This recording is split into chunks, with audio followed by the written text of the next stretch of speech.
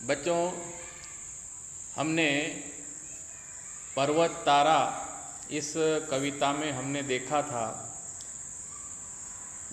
कि कवि जो है ईश्वर को प्रकृति के सभी चीज़ों, जैसे पर्वत हो गया, सरोवर हो गया, समुद्र हो गया, वृक्ष हो गए, मेघधनुष्य हो गया, उसमें प्रभु का अंश देखते हैं और अंश देख करके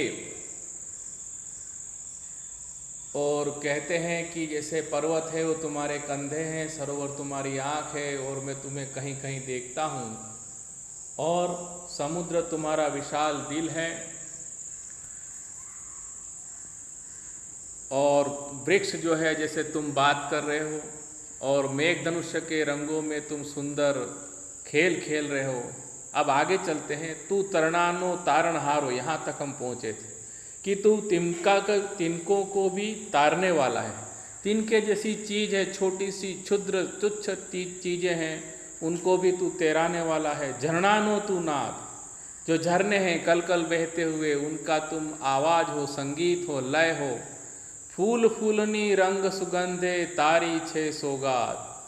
फूल फूल, आप देखिए अपने बगीचे या कहीं पे तरह तरह के फूल होते हैं, उनकी रंग होते हैं अलग अलग, उनकी सुगंध अलग अलग होती है।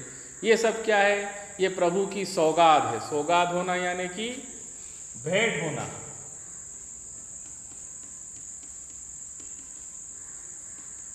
भेंट है ना, तो ये भेंट है।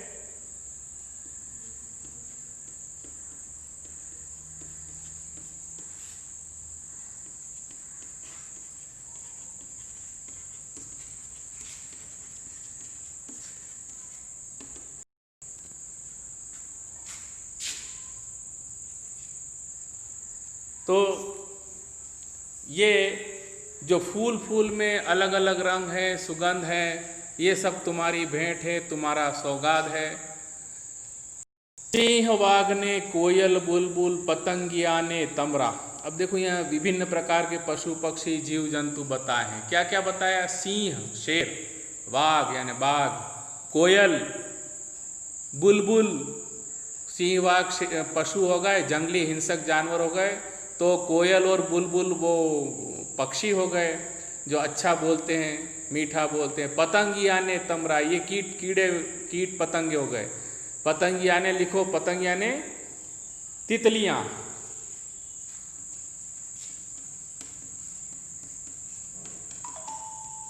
तितली, पतंगिया ने तमरा। तमरा यानी क्या होता है? जो रात को बोलते हैं ना, वो क्या बोलते हैं उसको? आप हिंदी वो आप देख लेना शब्द है ना। सूर्य चंद्र ने तारा आवे, सूर्य चंद्रमा और तारा आवे यानी आसमान में।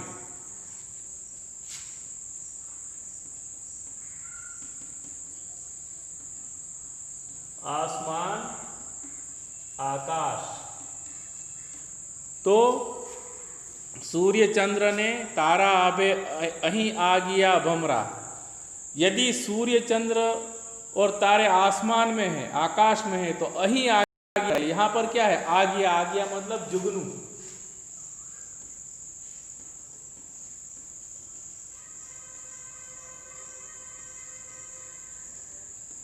आपने देखा होगा कि बरसात की ऋतु है, अंधेरी रातों में देखेंगे आप, तो आपको जुगनू जो टिमटिमाते हुए उड़ते चले जाते हैं, और भमरा यानी भंवरे। तो कवि ने देखो कहाँ कहाँ कौन कौन सी चीज़ें हैं ये प्रभु की बता दी है।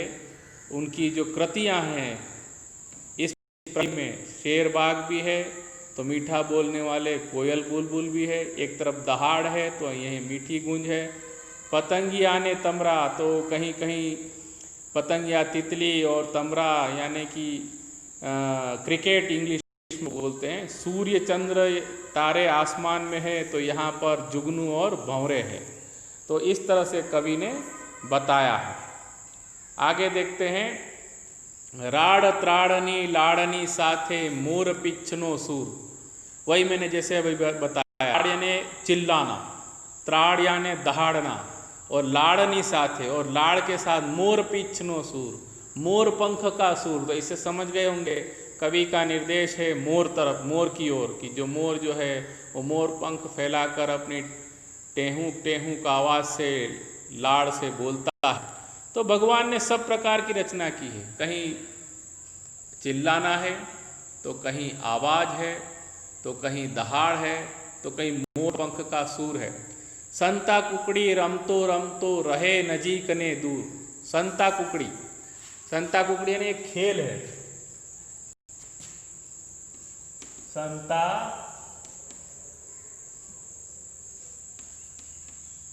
कुकड़ी यानी आप जिसको हिंदी में बोलते हैं छुपा छाई। तो भगवान जो है इस प्रकार से प्रकृति के अलग अलग तत्वों के साथ छुपा छाई खेलता है, रमतो रहे, खेलता रहता है, नजीक ने दूर। कभी भगवान एकदम पास आता है, कभी बहुत दूर चला जाता है। तो जैसे हम खेल में चले जाते हैं ना, कभी एक दोस्त के नज़दीक आते हैं, कभी बहुत दूर चले जाते हैं। तो भगवान भी ऐसे ही इन प्रकृति के इन तत्वों के साथ कभी पास आता है तो कभी दूर जाता है। अजवाड़ा कांठे वच्चे अंधारानी नदी वहे।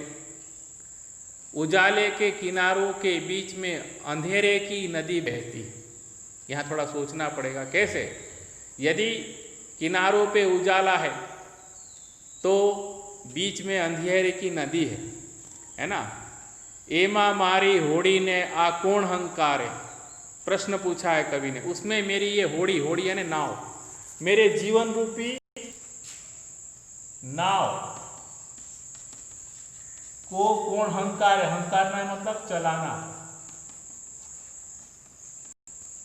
तो जैसे हम कभी कभी जीवन की नैया चलाते हैं, हमारे जिंदगी की जीवन जीते हैं, तो उसमें क्या है, कभी हमें उदासीनता आती है तो वो क्या है, वो अंधेरा है।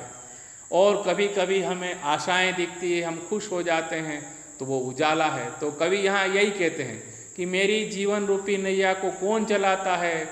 क्यों?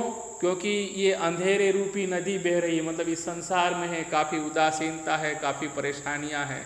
तो कभी कभी हमारी नैया पार लग जाती है। उजाले मतलब पार लगना यानी किनारे आना, किनारे आना यानी उजाला होना जीवन में। तो इस तरह से जीवन कभी उजाला होता है और कभी अंधेरे में नाव अपनी मझधार में चलती है। तो ऐसी नाव को कौन चलाता है, तू जो कहे।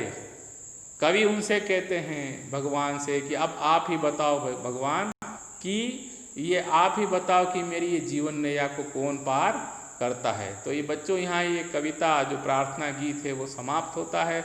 आपको समझ आया होगा, मैंने जिस तरह से बताया है उसको ध्यान से समझना।